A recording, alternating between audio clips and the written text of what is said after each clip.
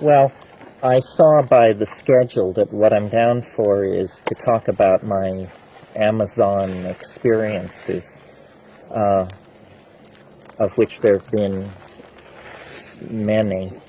I thought, if there's zest for it, I can go into the more woo-woo kind of stuff eventually. But given the focus of the group, I thought I would sort of review an ethnobotanical quest that's been a part of my life for a number of years. I'm amazed how many years when I now look back on it, because by telling the story of that quest, many of the issues of ethnobotany probably will emerge just in the course of it.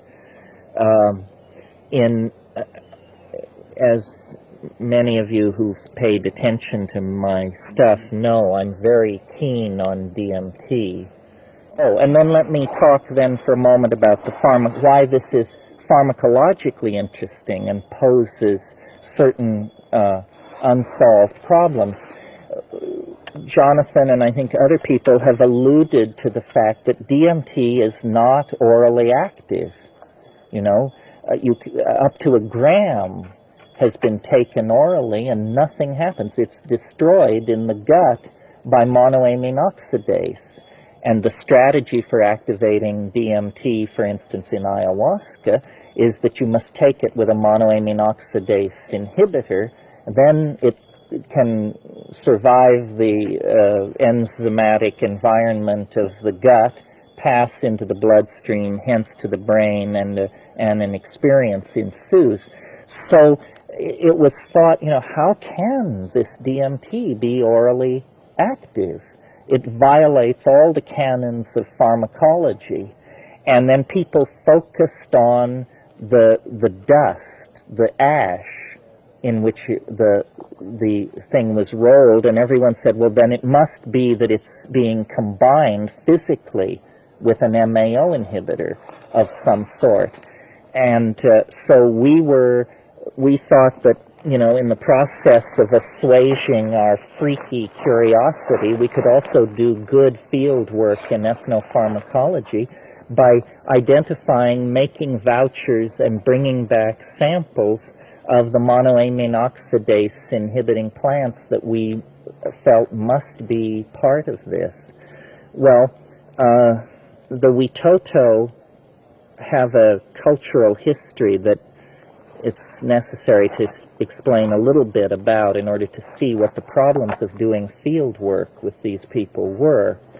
The 20th century is so crowded with horror, Auschwitz, Bosnia-Herzegovina, Somalia, the Herero Rebellion in Namibia in the 1920s, genocide from hell to breakfast, that most people have forgotten an episode of 20th century history called the Putumayo rubber boom.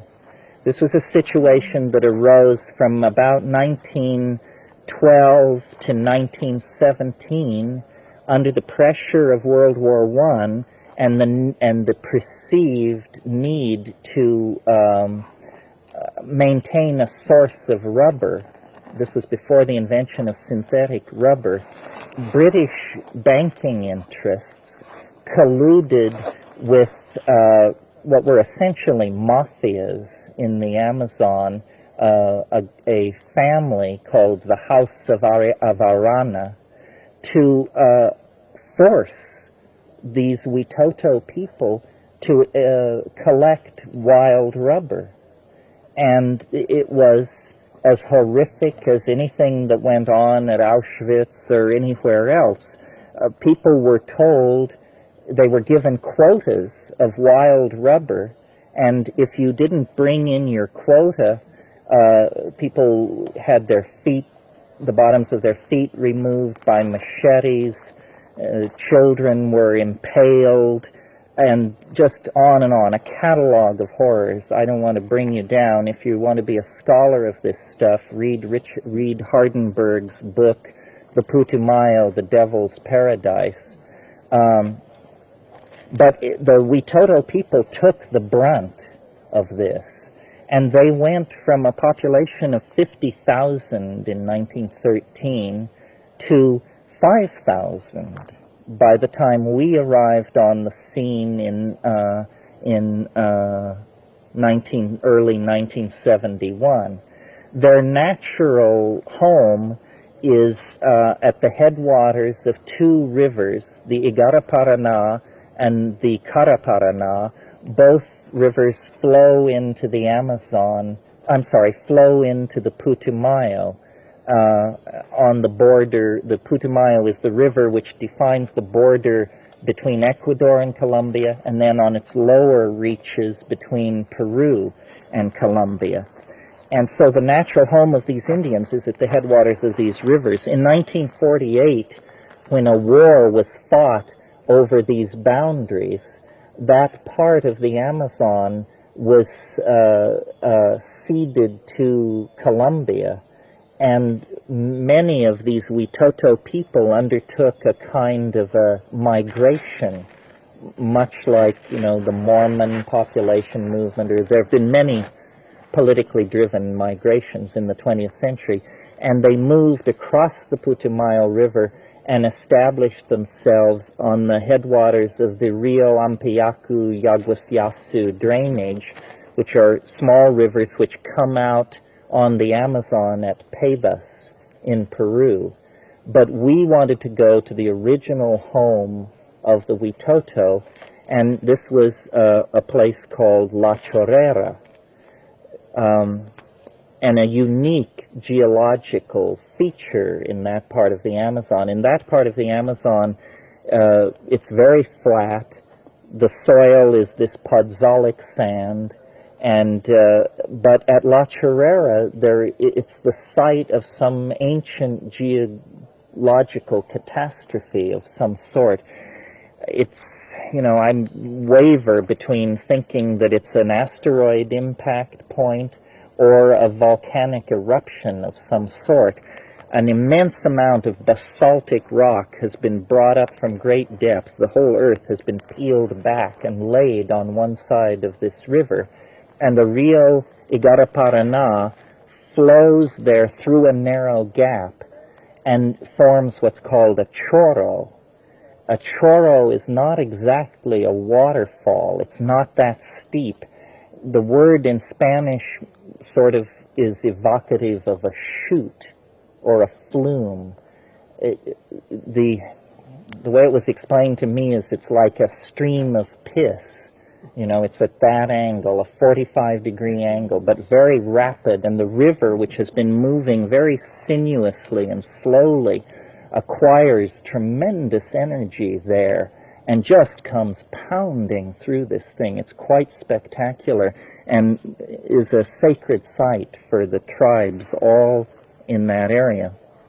So, armed with Schulte's paper, we went to La Chorrera in early 1971.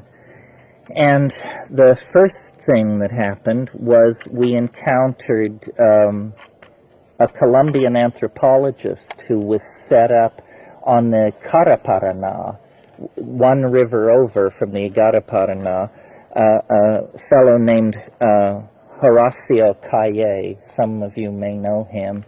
Marxist, misogynist, screwball. And he assured us that we would never get this stuff. He said, these people have gone through hell at the hands of white people, and they have no reason to cooperate with you, and you should just leave the Amazon while, as he put it, there yet is time.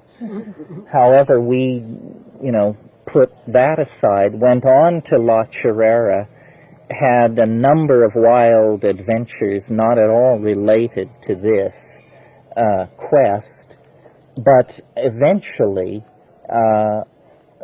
we stayed there 5 weeks, and we could not get them to cough up this ukuhe. I'm not sure if I said that's what the Witoto call this stuff, ukuhe. What complicated our quest was the fact that just a month before we got there, there were two shaman brothers, and they got into some kind of a hassle with another shaman, and this shaman smeared Varroa resin on the top rung of a ladder, and they were repairing this enormous maloka, which is what the Witoto call they build a communal building because they love to dance. And so they build these very high-ceiling communal buildings. I mean, they're like cathedrals. It's a very impressive thing to see. These two shaman brothers were repairing a break in the thatch of the maloka, and when one of them grabbed the top rung of this ladder with his sweaty hands, either, it wasn't clear, either because his hands were sweaty, he slipped, or he actually became intoxicated from the Varroa resin through absorption and he fell. In any case, he was killed. The surviving brother then did a magic on the shaman who he knew from taking ayahuasca was responsible for this murder, and caused this shaman's wife, daughter, and mother to be swept over the Choro one day when they were very routinely crossing the Igaraparana above this waterfall. It was something that the Witoto did all the time. But when these people got out in the middle of the river, they couldn't escape a force, something under the water that just seized the boat and took it through the Choro, and none of them lived through it. Then 2 weeks later, we show up asking questions. So it was, finished. Bad timing.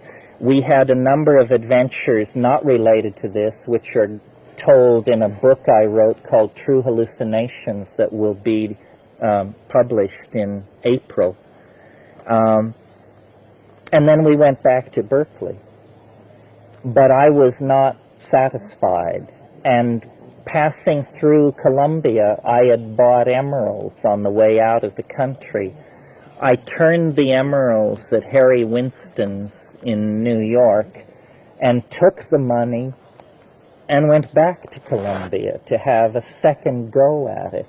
So then it took me a long time to get back to La Chorrera because we had been 5 on the first expedition. On the second expedition, it was just myself and the woman I was living with at that time. And we had many, many difficulties reaching La Chorrera. It took us almost 2.5 months. We waited 5 weeks for a boat at a place called Arica on the Putumayo, which is hell on earth. When Alfred Russel Wallace was there in the 1800s, he described the black fly as being so dense that it would sometimes blot out the sun.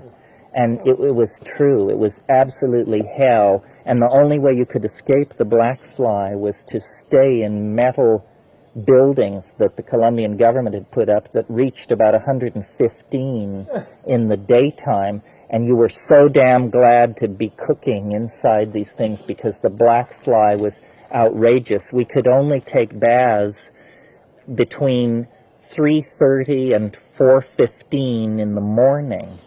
I'm not kidding. And we would go down this bank, this mud bank, to this sort of raft that was tied against the shore where the women washed the clothes. And if you lingered down there and were 5 minutes late climbing back up the hill, they're called moscos. Do you know what I'm talking about? They raise a little red dot on you when they bite you. And there are tens of millions of them. I mean, you really go nuts from this stuff. Finally, after weeks of being in this place, a Colombian naval vessel came and was on its way to La Chorrera. So we made a deal with the captain. It was 120 miles up this river to La Chorrera. You see, the first time we had been there, we had walked in from the Caraparaná on a trocha, a trail that took about 4 days. But because we had gear but not enough people, we had to do it this way the second time. So we went with the Colombian Navy. We got within a day of La Chorrera, and the engine blew out on this Navy vessel, and we drifted 14 days back to Arica.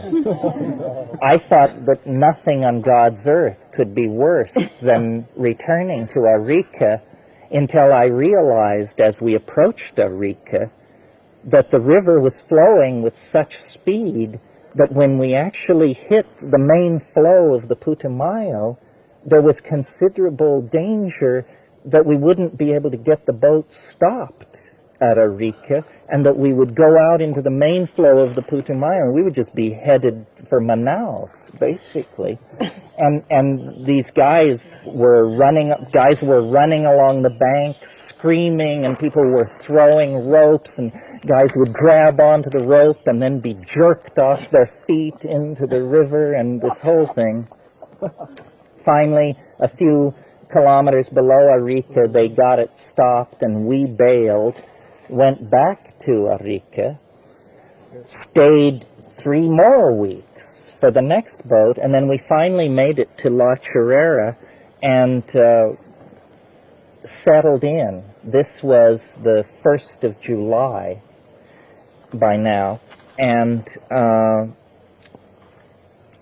it took us till the 15th of November to get cooperation. There's a village in the primary from this mission at La Chorrera called Jarocamena. It's the site of one of the most horrific of these rubber boom massacres. And one day I was collecting butterflies in the forest. These people didn't speak any Spanish, none. And I hardly did either, so it was a moot point. But one day I was in the forest, and I encountered, it appeared to me to be a chance encounter. Now I realized I was probably set up. This guy, this Witoto man, collecting plants. And I knew how to ask in Witoto, what is your name? I had about a 30-word Witoto vocabulary. So I asked this guy what was his name, and he answered Demetrius. And I digested this, and the letters D-M-T stood out very prominently in his name. So I just figured, look, I can't befriend these people or cure them or get tight with the chief. I just have to wing it. So I sat down with this guy and I said, we are looking for Ukuhe. And he was like, what? And I said, Ukuhe. And he said something like, Agahe? And I said, no, Ukuhe. It was clear he couldn't believe his ears that I would know this thing, which was secret, and you had to be initiated, and this and that. Finally, he got it, that I really was talking about what he thought I was talking about, and he said, and he indicated that he would cooperate. And I just figured, an encounter in the forest, who knows? And 3 weeks later, he showed up with his sobrino, his nephew, who spoke a tiny, tiny bit of Spanish, and had this story to tell about how it had been very hard to find the tree. They had been days and days in the jungle. He had given himself up for dead, but they had found it, they had made it, and here it was, and would I please give them 16 shotgun shells, which I had. This is a wonderful trade item in the Amazon. I mean, people, nothing pleases them like 16-gauge cartuchos. So we made this exchange, and he gave me these packets wrapped up in leaf that when I opened them up, it looked like chocolate, and it looked like sort of melting chocolate, this gooey brown stuff. And when I tasted it, having experienced ayahuasca, I expected that it would be bitter and astringent. And to my amazement, it was this totally unexpected taste. It was chalky, and it was sort of like kaopectate, if you know what that is. It was this strange chocolate mouth-coating stuff. So then we took it back, this woman and I, to our camp, and did what all good ethnobotanists do in this situation. We conducted a bioassay that night, and in Schulte's paper they had actually said how much, but I wasn't sure whether it had been rolled in the dirt. It wasn't in the dust. It wasn't little pills. It was this, like a brownie. Each one was like a melting brownie wrapped in a banana leaf. So I took 2, and, I was just braced for all hell to break loose. In fact, I had this woman tie me into my hammock so that I couldn't escape. You laugh.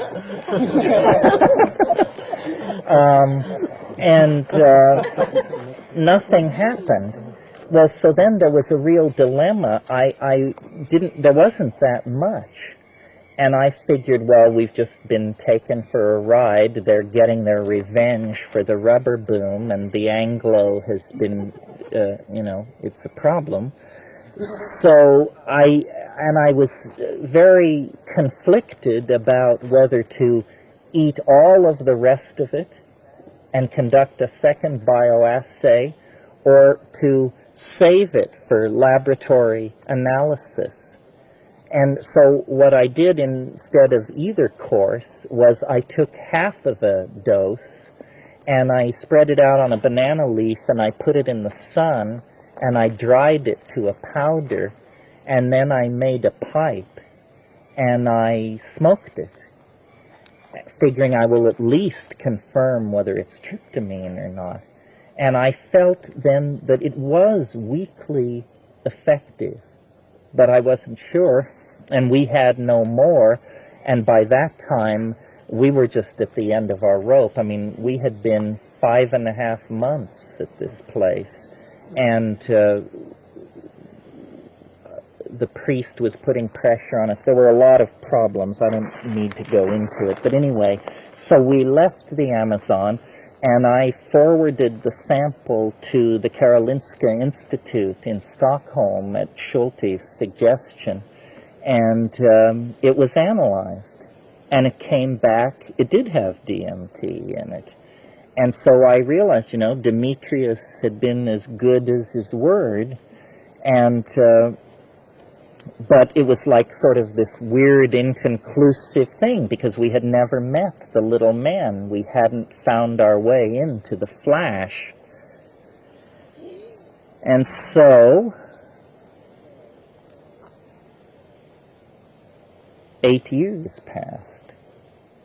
And then, and there was another trip to the Amazon in there, but it was not a trip for Ukuhe. It was a different trip to a different part of the Amazon. But then in 1980, Dennis and I, my brother Dennis and I and Wade Davis had an opportunity to ship out, and I don't want to say too much about this, but with a very weird cultish operation, the same people who run the biosphere in Oracle, Arizona.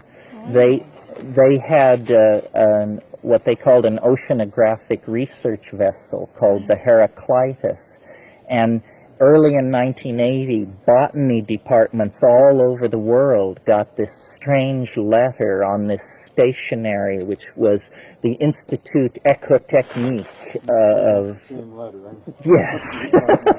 from somewhere in France, and it said, "Dear colleague, we will be maintaining on station in the Amazon for the next 18 months, the research vessel Heraclitus. If you or your graduate students are doing work in the Amazon, we would be pleased to facilitate your work in any way possible," blah, blah. And Dennis was at that moment about to get his PhD, and Wade was in the same circumstance. He was at Harvard, Dennis was at University of British Columbia.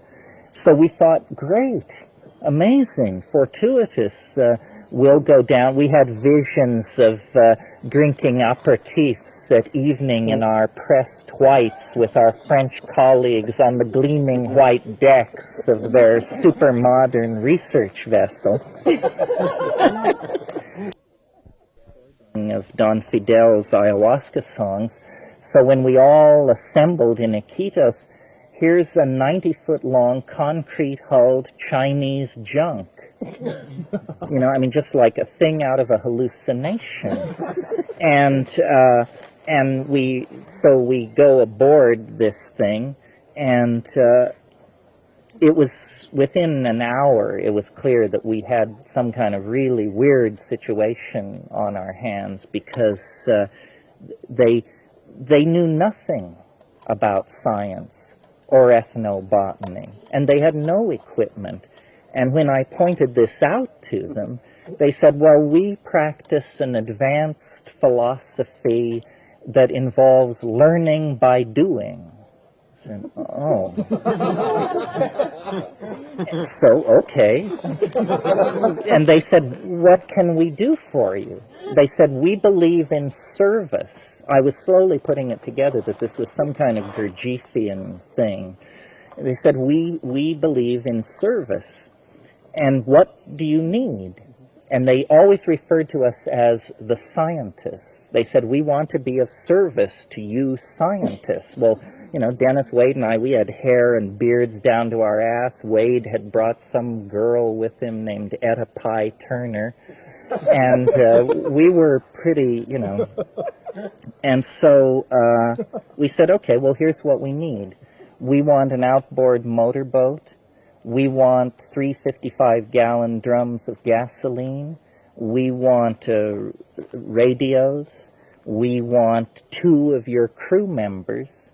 And we'll work on this ethnobotanical problem. And the plan was, this time, not the Upper Putumayo, because I had pretty much, it was, by this time, there was so much coke happening in Colombia, and the whole attitude toward ethnobotany in Colombia had gone to hell. So we decided that we would work the Upper Yaguasyasu-Ampeyacu drainage, which was in Peru, where these displaced Witoto communities were from the 40s. So we, I'll shorten the story and dump out some of the more colorful details, but we slowly made our way up this river, truly a motley crew.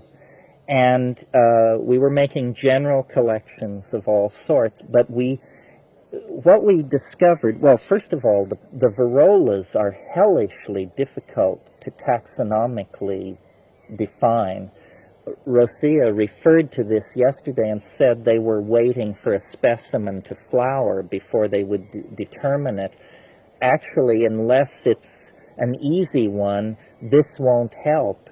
The definitive monograph on the Varrolas, the taxonomic distinctions are made by looking at these structures on the underside of the leaf called trichomes. They're essentially hairs which split either in 2 or 3 or 4, and you have to have a microscope, and then this tells you what the species is. So what we found was we would go into these villages and there was more Spanish in this situation, so we could work through that. And these people, they didn't know what we were talking about. Or we would find shaman, and we would, they would say, is it ayahuasca you want? I said, no, it's ukuhe. And people would say, well, when I was a child, I saw my grandfather prepare this, and I've never made it, and I've never taken it, but I think I can get it together for you. And so, and we found, there was a spectrum of this kind of thing. Nobody said, oh yeah, got it, I know what you're talking about. We collected 4 samples in the course of 6 weeks of field work up this river from 4 different shamans. And at a place called Brio Nuevo on the headwaters of the Yaguas Yasu, he brought us enough that we could do more than simply pickle it for later analysis. So we drew straws for the bioassay. And it's not clear whether Dennis won or lost, but anyway, it came to be his fate to test this stuff. So we gave it to him, roped him into his hammock, and he had a hell of a time. He said, it's cardioactive. He thought he was having a coronary thrombosis, basically. I mean, it just pounded, and I put my hand on his heart, and I could feel, felt to me like his heart was going to break through his chest cavity. I mean, it was horrible. And the next morning, we went to this guy, Octavio, and said, so what's the story? This is pretty stiff. He said, yeah, it takes getting used to, doesn't it? Well, so then Dennis and Wade published on this. We did analysis, and what we came to feel about this was that these Varolas are genetically just a mess. That's why it's so hard to distinguish this stuff. And chemically, it's too complex. When you look at the HPLC data on these extracts, there is not only DMT, but there's a whole spectrum of tryptamines, psychoactive, inactive, cardioactive, just a smorgasbord of this stuff. And I think that what we were dealing with actually was a hallucinogen that slipped out of our reach, but the knowledge died almost in front of us. The people I don't think they were shucking and jiving us. We did have one informant who was very good, and we would walk with him through the forest looking at these Varolas, and he would say, that one is active, that one isn't, that one is weaker than this one. We collected his statements. Every statement he made about it was correct, but he was the guy who made this stuff that was so horrific. So I think that the knowledge slipped away and was lost. What year? This would have been 1980. And in that, when Dennis was taking that, what did you and Wade do? Were you watching, observing, writing down stuff? Right. Yeah, we were sitting watching, and Wade had a pretty good medical kit. I mean, we were prepared to do, mouth-to-mouth resuscitation or whatever it took, carry him down to the river and throw him in, whatever it took. After he did it, he said, no more bioassay for me. It's time to bring on the rats for this one. And so, now, so what are the lessons to be learned here? Well, first of all, that the presence of a psychoactive compound in a plant does not certify that it's going to be an effective shamanic tool. I think now that the wonder of Psychotria viridis, the admixture, the common admixture for ayahuasca, is the cleanness of the DMT signature. There is very little else there. And that's what you want. If you analyze a plant and it's just full of stuff, then it's going to pose a problem, because you're going to have too many things happening at once. And it illustrates, the urgency of this kind of work. When you do field work in the Amazon, you will hear rumors, always rumors, of yet stronger hallucinogens. And when you ask people to describe the plant, it, sets your heart pounding, because you can tell it's nothing known to science. My ayahuasquero informant and teacher, Don Fidel Mosambite, he used to say, I use ayahuasca because I want to cure the people. But after getting to know me, he realized that my taste was for the full-blown visions, and he used to say, for this you must learn the magic of the big trees. I say, what big trees? You say, well, not here, not Pucallpa, but in the Rio Vaijaga, the big trees are there. And he would describe these trees, and they were nothing that I could identify to anything in the literature. So it's a kind of a cautionary tale. I don't feel that it was a failure. We had many, many adventures along the way. We discovered the Stropharia cubensis strain at La Chorrera that became known as AMZ, which was a strain that was widely propagated in the States, and so forth. But the mystery of Ukuhe is still unsolved, and I haven't entirely given up. If Colombia would settle down just a little bit more, above La Chorrera, nobody goes, because the Chorro presents such a barrier to moving boats around that they've basically just written it off. Even Schultes took a pass on the upper Igara-Paraná. Nobody's done botany in there since Whiffen was there in 1913. And I think that at a place called Ultimo Retiro, where the most pure and undisturbed Witoto culture, if it exists anywhere, it's there. And it's at the base of a geographical feature called the Cerro Main Hanarai that rises up to about 4,200 feet altitude. And I would bet you that there's plenty of indemnified botany on that mountain. And it would be well worth our trouble, those of us who are enthusiasts of the psychoactive tryptamines, to make one last effort to find out if, in fact, this orally active DMT thing can be confirmed and functions in any way palatable to people of our own sensibilities. If it only gets as good as what we got at Brio Nuevo, then I would put it in the class of an ordeal poison, not a hallucinogen.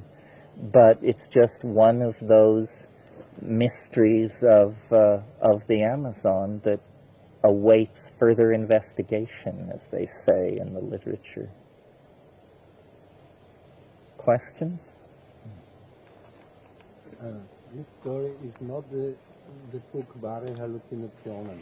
It's another story in this book. That's right. Yes. Yes. And will you talk about this too? The other story? Yes. Well, apparently I have no choice, because I didn't fill my time, unless somebody has a bunch of questions about this before we move on.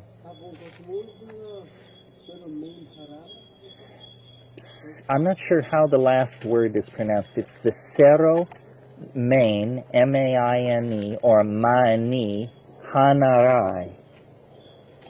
And if you look at a relief map of the Amazon, this is quite a striking feature. It's way, way out there. Whiffen is the one to read on this, and he describes above La Chorrera, he says that there are pinnacles of stone sticking out above the jungle, and it's virtually unexplored. I mean, if any place on Earth is unexplored, at least on the ground, this is one of the places. I've spent a lot of time thinking about this area. One approach would be to go not down the Putumayo, but try to approach it via the Caquetá. There is a prison at a place called Tarapacá on the Caquetá, but below this place, but there's no traffic on the Caraparaná, on the Rio Caquetá at that point, so you would have to do your own boats. You could get an amphibious airplane to take you in, but once they were gone, you'd be way, way out there in the big green. And we've done triangulation studies. You can tell if you're a geographer and you know the altitude of a mountain, you can draw an elevation of it so that you can picture in your mind what it will look like as you approach it. And as you go down the Caquetá, you would see this thing at quite a distance, and it would rise up to be quite an impressive low mountain off on the left side of the river. And the argument I always make to straight botanists and institutions to try and get them to finance my obsession is that I'm sure there are indemnified plants up there. Altitude, a point of altitude like that in the Amazon is like an island in the sea. And it's exposed rock, so it would be a different soil, a higher altitude, cooler, and I'm sure you would make many botanically interesting discoveries. Whether you would find a Witoto culture intact enough to do much with is a question. Well, around La Chorrera, it's podzoles. It can't be podzolic, or it wouldn't be there. So probably what the soil at the stones at La Chorrera are a very, very fine-grained basalt. The only time I've ever seen basalt that fine-grained is in the Seychelles Islands. And the Seychelles Islands are part of a geological formation called the Madagascan Mass that includes Komodo, Madagascar, and the Seychelles. And it's claimed that that piece of land has been above water longer than any other place on the planet, that for 300 million years it has not been inundated. It would also be very interesting to understand what happened at La Chorrera to create this chorro and then this lake, because if it were a meteor impact or a volcanic eruption, you would expect the debris to be spread evenly around the whole. It isn't. It's all on one side of the lake. On one side of the lake, there are high basaltic cliffs. On the other side of the lake, it just sort of merges into the flatland of the forest. So it's hard for me, I'm not a geologist, but it's hard for me to imagine anything which would create a deposition of material like that. And these rocks on the high side of the Chorro are the size of semi-trailers. There are thousands of these cubically fragmented rocks. Another argument for orthodox botany is at the Chorro, it moves through there with such speed and energy that it's constantly surrounded by a cloud of spray. And Dennis was, at that time, didn't have his degree in botany, but he was just transported by the strangeness of the plants within a quarter mile of this waterfall. And you could see it. You didn't have to be a botanist. Something really weird was going on. And these are probably highly indemnified plants that have arisen in this environment of continuous spray and unusual soil right there.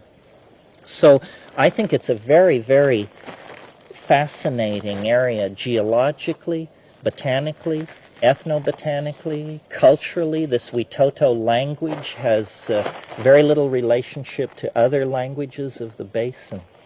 Any fish living in this lake?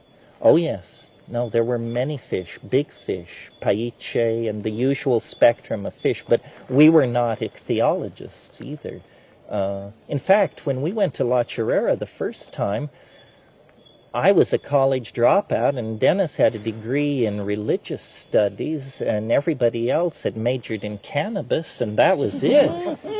I mean, we were not scientists at that point. Later, Dennis got his degrees in botany and neuroscience and whatever all these things are he is, and I managed to eke out a degree in conservation of natural resources, the most wussed out degree a human being can possibly have.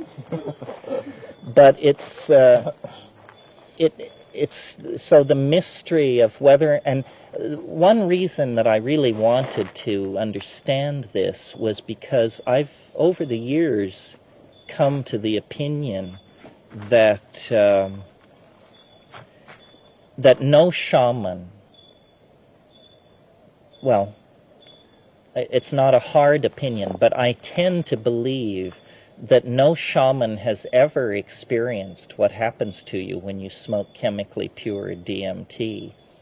It's too hard to concentrate it, that it's much more like what these Waika are experiencing, you know, a clarity of vision, closed-eyed hypnagogia merging into non-dramatic hallucinations.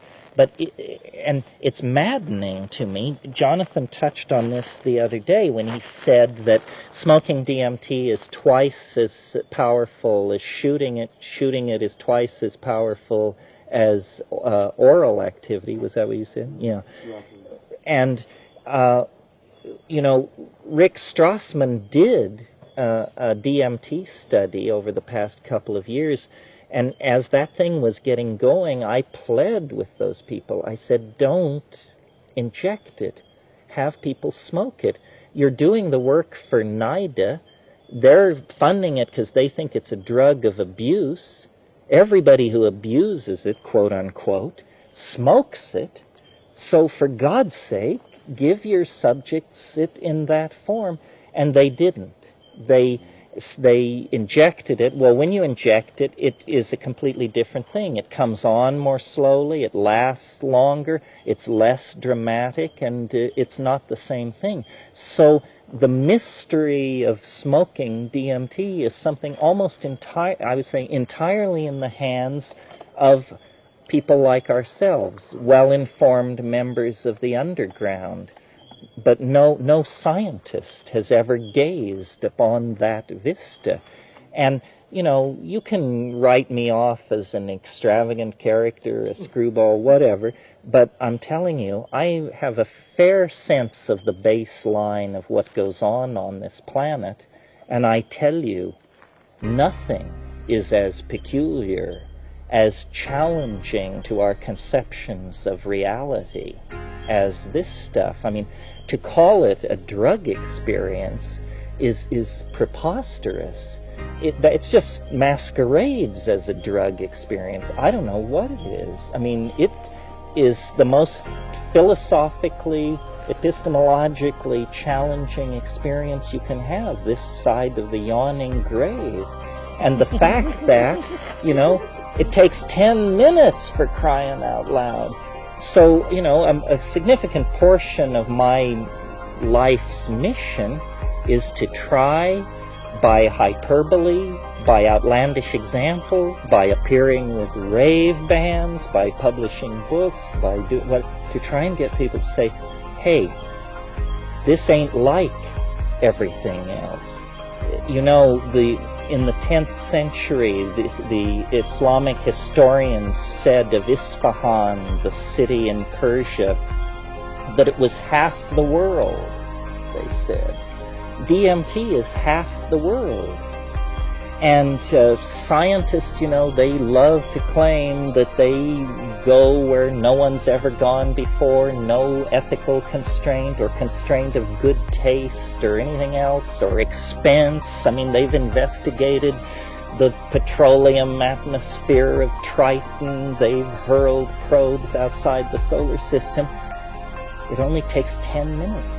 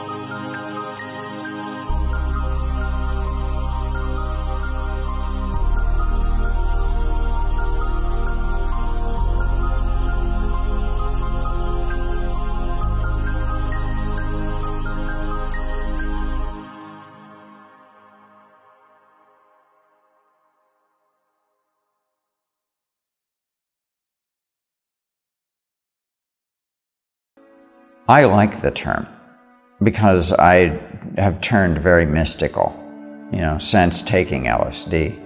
And so my outlook is more skewed in that direction. I think that what Groff said was that it was a non-specific amplifier of your mental states. The psychedelic or hallucinogen or fantastica, the psychotomimetic, all of these qualities that have been ascribed to the same class of sacraments that we now refer to as entheogens. I think it's closer for me to the ultimate purpose for which these substances can be used. The capacity for the human being to experience infinite love and total self-forgiveness.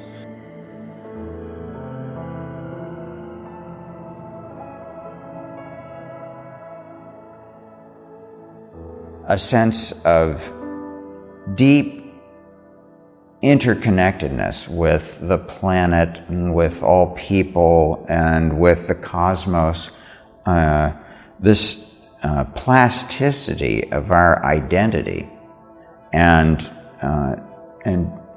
helping us to see into realms that perhaps are both ancient because they're the archetypal divine imagination, and they're ever fresh, because it is transcendental presence that is the creator, the artist, the cosmic artist,